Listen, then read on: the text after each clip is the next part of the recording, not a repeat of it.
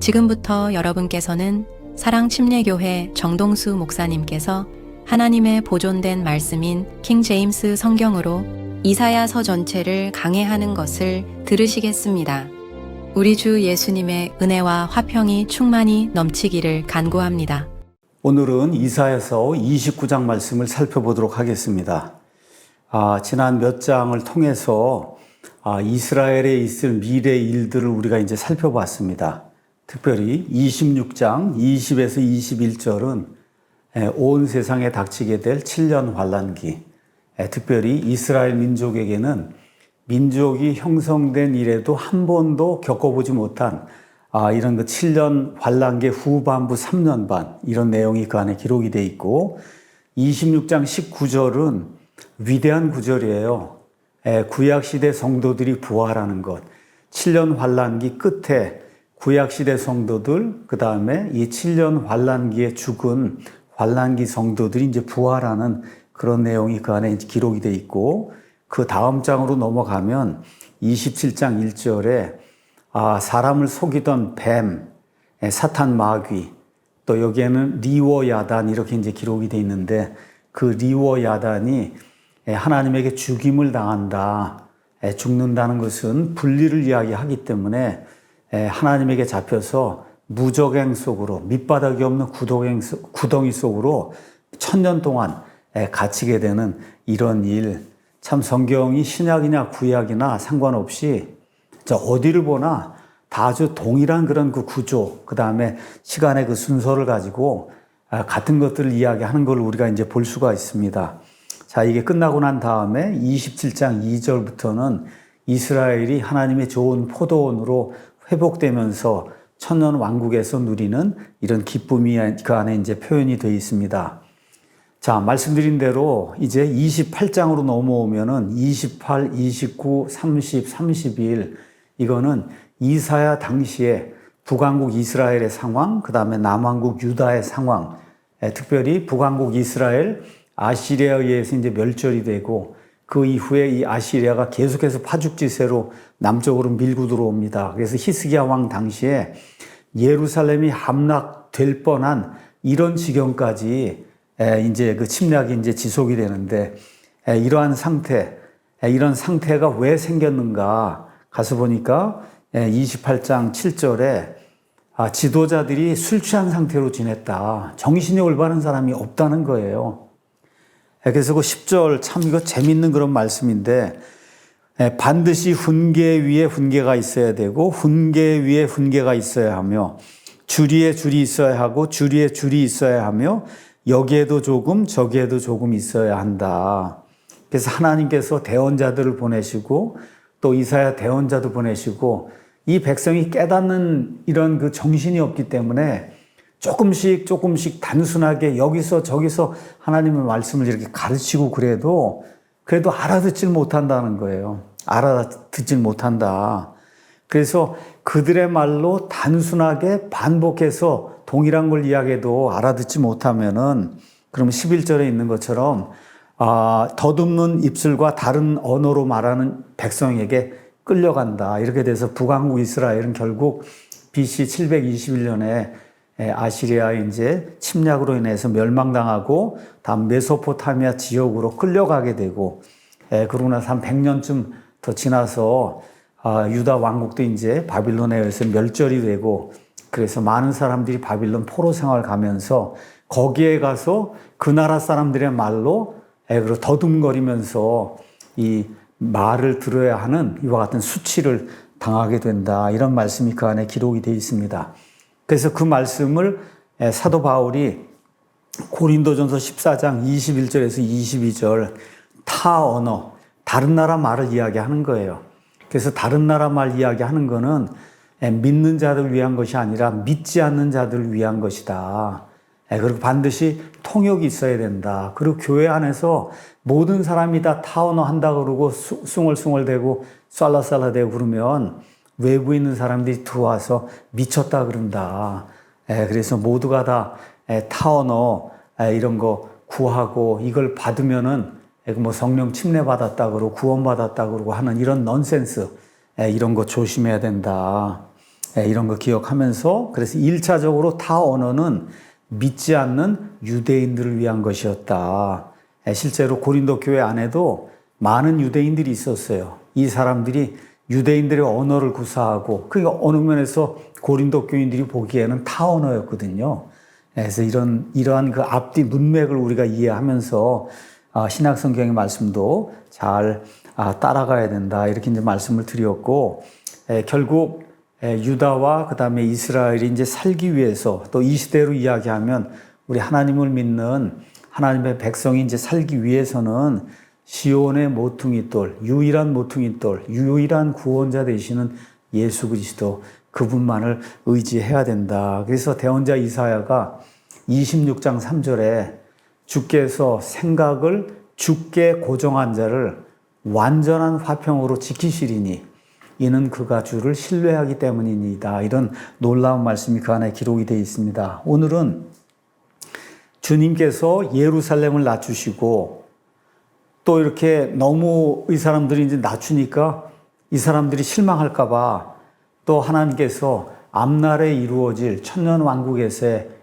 이런 그 빛난 미래 이런 거를 보여주시는 이런 거를 29장에 기록된 24절을 가지고 우리가 한번 살펴보도록 하겠습니다. 먼저 1절에서 이제 14절은 하나님께서 말을 듣지 않는 그 예루살렘을 비천하게 이렇게 낮추는 그런 내용이 그 안에 기록이 되어 있습니다. 1절 가서 보면 아리엘에게 다윗이 거하던 도시에게 화가 있을지어다.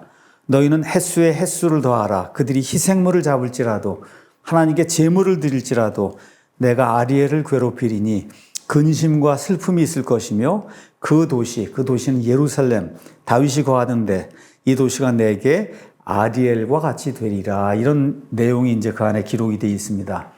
아리엘은 예루살렘의 어떤 또 다른 이름, 암호명이다. 우리가 이제 그렇게 볼 수가 있는데 그 뜻은 뭐냐? 하나님의 사자는 라이언, 으르렁대는 그 라이언.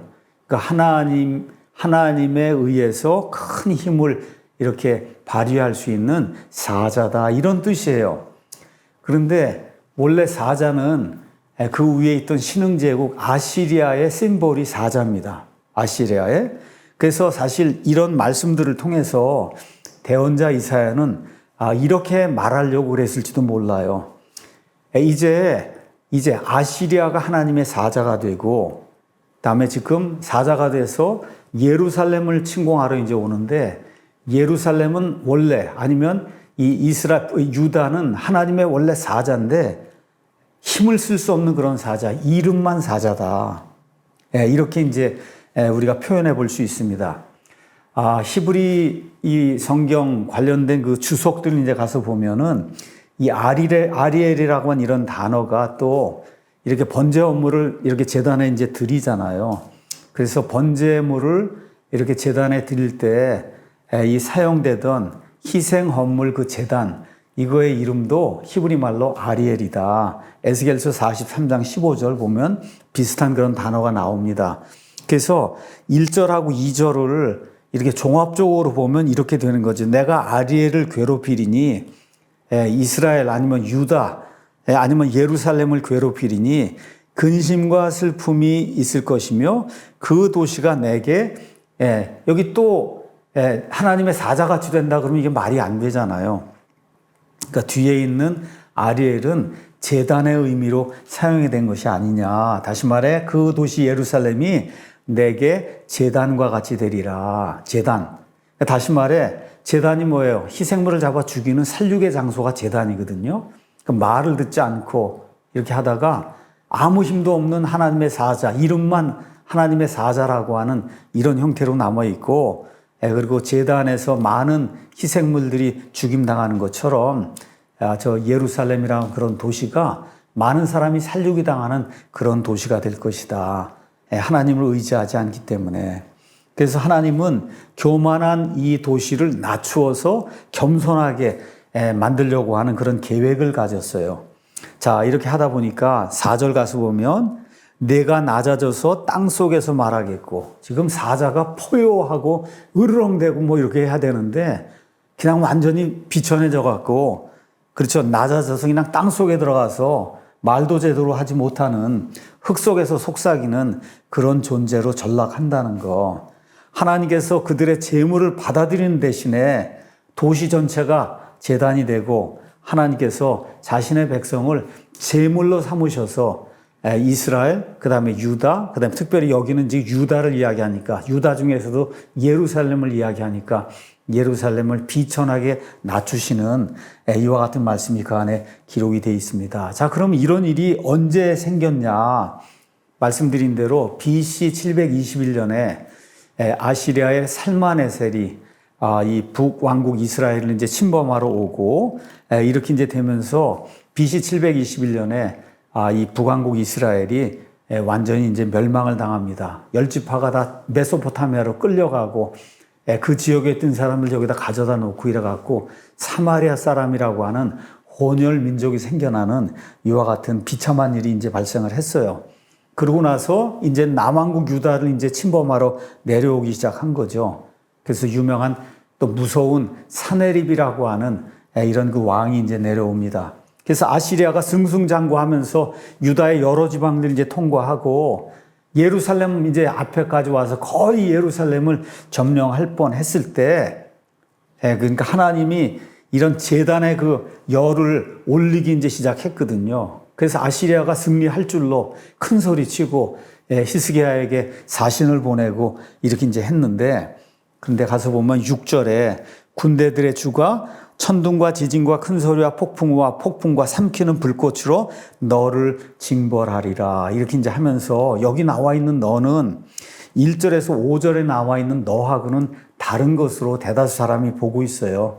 1절에서 5절에 나와 있는 너는 예루살렘 아니면 유다 이걸 이야기하고 6절에 너는 아시리아. 그래서 하나님이 먼지나 결을 날리듯이 갑자기 순식간에 아시리아를 물리치시죠. 그래서 히스기야가 기도할 때 그 기도를 들어주시고 한 천사를 보내시니까 그 천사가 하룻밤 사이에 18만 5천 명 아시리아 군대를 죽이는 이러한 놀라운 일이 발생하는 거 우리가 이제 알 수 있습니다.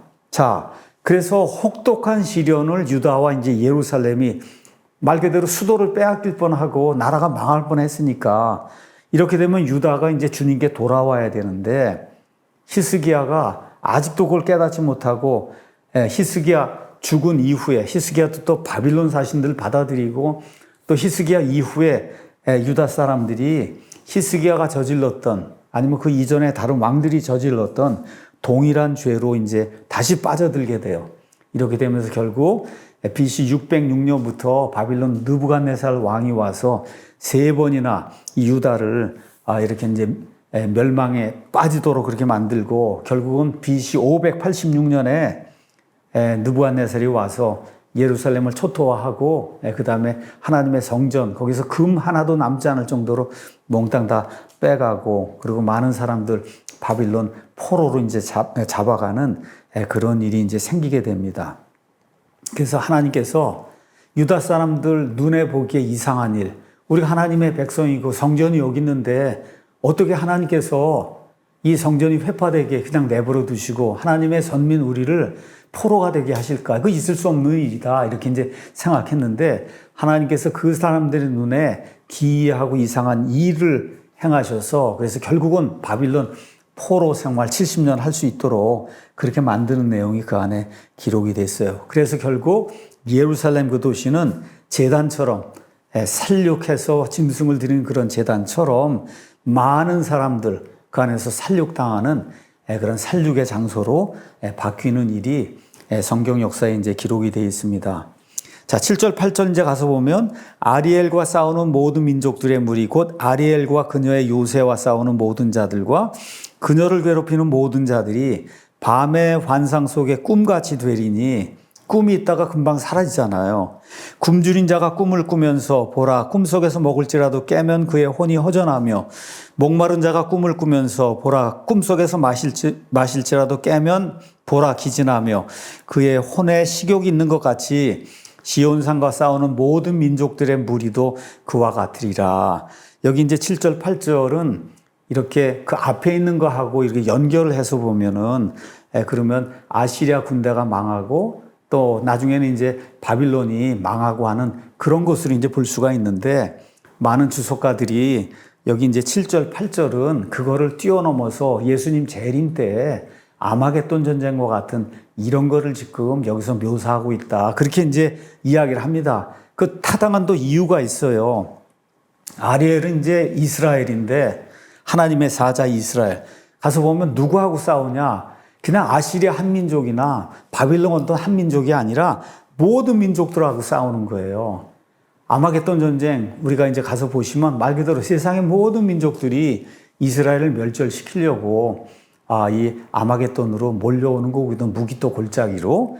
이러할 때 하나님께서 그들을 지켜주시고 그들에게 승리를 주신다. 이렇게 이제 보는 그런 견해가 많습니다. 그래서 스가랴 14장 1절에서 이제 3절 이런 말씀하고 이렇게 상통하는 그런 말씀이 아니냐. 그래서 7년 환란기 끝부분 아마겟돈 전쟁, 요한계시록 14장 14절에서 20절, 16장 13에서 21절 이런 것들을 이렇게 묘사하고 있다. 그래서 예루살렘 그 하나님의 거룩한 도시가 마치 이제 곧 함락될 것 같고 적군이 승리를 이제 확신하는 것처럼 보일 때 예수님께서 재림하셔서 올리브산에 발을 내려놓으시고 자신의 백성을 이제 구출하시죠. 이게 요한계시록 19장 11절에서 21절, 스가랴서 14장에도 이제 기록이 됩니다. 이렇게 되면서 적군들이 완전히 힘을 잃고 이스라엘에 이제 굴복하는 그런 일이 이제 생기는 거죠.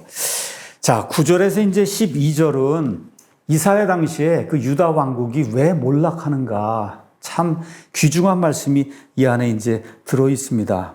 유다가 몰락하는 이유. 너희는 스스로 멈추고 놀랄지어다. 너희는 부르짖고 부르짖을지어다. 그들이 취하되 포도주로 취하지 아니하였고 비틀거리되 독주로 인해 비틀거리지 아니하였나니. 뭐에 취했다는 거예요. 뭐에 취했어요. 근데 술 먹어서 취한 게 아니라는 거예요. 영적인 어떤 술, 정신을 몽롱하게 만드는 어떤 것에 취했다. 이는 주께서 깊이 잠들게 하는 영을 너에게 부어주사 너희 눈을 닫으셨으며 영적인 실명이 발생했다는 거예요. 이렇게 사람이 살아있다고는 하는데 옳고 그른 거 영적인 일을 분별할 수 없는 그런 일이 유다 사람들에게 생겼다.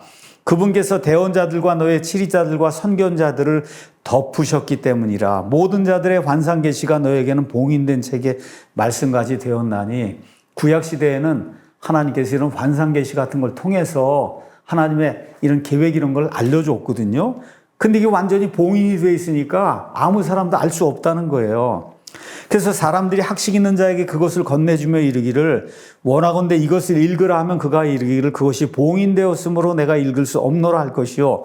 또 그들이 그 책을 학식 없는 자에게 건네주며 이르기를 원하건대 이것을 읽으라 하면 그가 이르기를 나는 학식이 없다 하리라. 그러니까 학식 있는 사람이나 또 학식이 없는 사람이나 하나님의 말씀 이걸 읽거나 이렇게 해서 분별할 수 있는 그런 능력을 가진 사람이 유다 땅에 없기 때문에. 왜 없냐? 하나님이 잠들게 하는 그런 그 영을 이렇게 보내주셔서 옳고 그른 거 분별할 수 있는 그런 사람이 유다 땅에 하나도 남지 않았기 때문이다. 지금 성경이 그렇게 이야기하고 있습니다. 그래서 영적인 술 취하는, 영적으로 술 취하는 그런 일, 9절. 그 다음에 대언자들과 선견자들의 무기력과 무능력. 지금식으로 얘기하면 목사들이 하나님 말씀을 올바로 가르쳐야 되는데 올바르게 하나님 말씀을 가르치는 그런 목사가 거의 없다는 거예요. 11절에서 12절은 이런 일이 계속 반복이 되니까 백성 가운데 하나님의 말씀을 깨달아 아는 그런 사람이 없게 됐다. 배운 자나 배우지 못한 자나 다 똑같은 이런 일이 이제 발생하니까 국가가, 특히 하나님의 백성이 사는 유다 왕국이 몰락할 수밖에 없다. 성경이 이제 그렇게 이야기하고 있는 거죠. 자, 그러면 예루살렘 사람들, 하나님의 백성이라고 그렇게 이제 자랑을 하는 그 예루살렘 사람들, 이 사람들에게 무슨 일이 있기 때문에 이 사람들이 이렇게 무지한 자가 됐을까?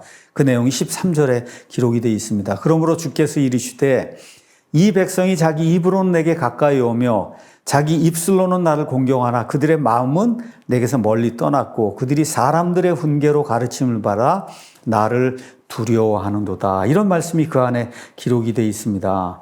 왜 그러냐? 마음이 이렇게 뭐 믿는다고 하는 어떤 그 행위는 있어요. 가서 제물은 바쳐요. 이렇게 집에도 다 하나님 말씀 붙여놓고 그 다음에 외운다 그러고 모든 일 다 하는데 마음이 하나님으로부터 완전히 멀어졌기 때문에 이 사람들이 옳고 그른 걸 구분할 수 없다고 성경이 이야기하고 있는 거예요. 그래서 외형적으로 예배를 드립니다. 매년 절기를 지켜요. 이 이사야서 1장 10절 이런 데 가서 보면 1절 이런 데 가서 보면 근데 그거는 참된 예배가 아니다. 그렇게 지금 하나님 말씀이 이야기하는 거예요. 우리가 마태복음 15장 가서 보시면은 예수님께서 이사야서의 이 말씀을 인용하시면서 예수님 당시에 종교 지도자들을 책망하신 내용이 그 안에 기록이 되어 있습니다. 가서 보니까 1절에 서기관들, 바리새인들이 예수님께 와서 왜 당신의 제자들은 장로들의 전통을 범하냐. 먹을 때 손을 닦지 않는다는 거예요. 손을 씻지 않는다. 그러니까 예수님께서 어찌하여 너희 역시 너희 전통으로 하나님의 명령을 범하냐. 하나님께서 명령하여 이르시기를 내 아버지나 어머니를 공경하라 하시고 또 아버지나 어머니를 저주하는 자는 죽일지니라 하셨는데 너희는 이르기를 누구든지 자기 아버지나 어머니에게 무엇이든지 부모님의 유익을 위해 내가 드릴 것 이거를 하나님의 헌물로 바쳤습니다.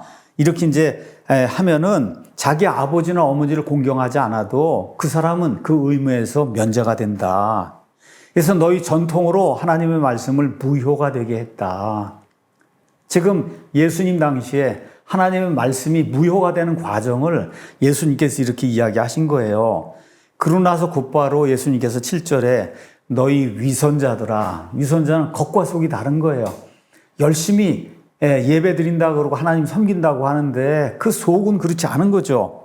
뭐라고 이야기하느냐. 이사야가 너희에 대해 잘 대언하였도다. 그가 이르되 이 백성이 자기 입으로는 내게 가까이 오며 자기 입술로는 나를 공경하나 그들의 마음은 내게서 멀리 있고 오히려 그들이 사람들의 명령들을 교리로 가르치며 내게 헛되이 경배하는도다 하였느니라 하시니라. 지금 우리가 교회 생활하면서도 어느 교회를 가고 교회 안에도 여러 가지 규례들이 있고 뭐가 많이 있잖아요.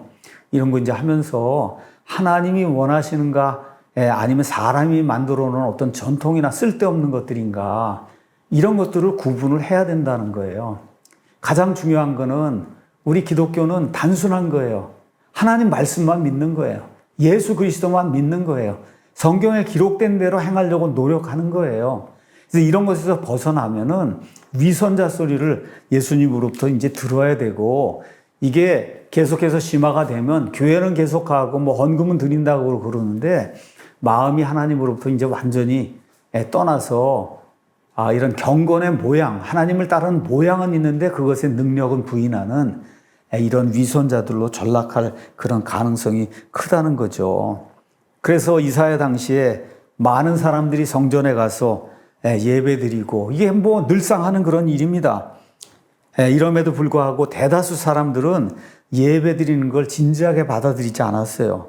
자, 그래서 하나님께서 이들에게 영적으로 눈머는 것, 영적 실명 상태를 허락을 하시는 거예요. 자, 그런데 로마서 11장 8절 가서 보시면 이러한 실명이 지금 이 시간까지도 지속이 되고 있다. 고린도후서 3장 13절에서 18절도 이런 걸 이야기하는 거예요. 그래서 하나님께서 진리를 보여주시는데 자꾸 거부하고 보지 않고 아니라 그러고 이렇게 하면은 점점 더 눈이 머는 이런 일이 생긴다고 성경이 우리에게 이야기하고 있습니다. 그래서 요한복음 9장 39절에서 41절, 데살로니가 후서 2장 1절에서 12절 이런 데를 참조하시면 좋을 것 같습니다. 자, 또 다른 이유는 예배드리는 형식 이런 모든 건 갖추었는데 본질의 이해와 실천이 없다는 거예요. 13절에 나와 있는 말씀이 그거거든요.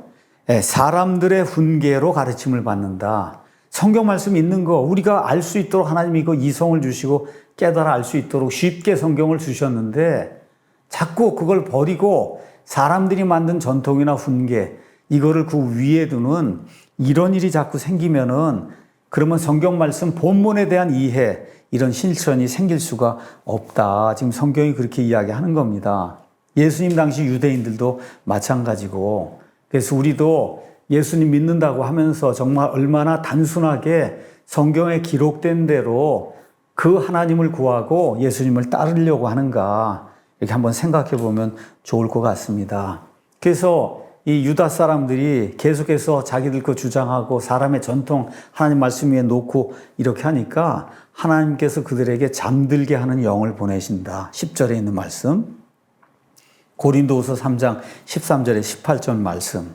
이렇게 되니까 어떤 일이 생기냐 14절에 그러므로 보라 내가 이 백성 가운데서 놀라운 일 곧 놀라운 일과 이적 행하기를 시적하리니 그들의 지혜로운 자들의 지혜가 없어지겠고 그들의 분별 있는 자들의 지각이 숨겨지리라. 다시 말해 이런 일이 계속해서 반복이 되고 백성에게 영적인 실명이 계속해서 이제 진행이 되면 그 땅에서 옳고 그른 거를 바르게 알려줄 수 있는 지혜로운 자들, 분별이 있는 자들이 사라지게 된다.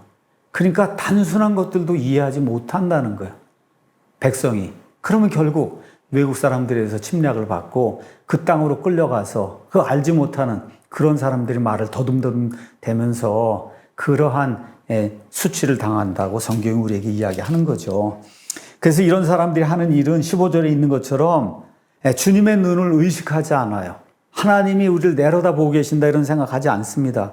쉽게 일들을 뒤집어요.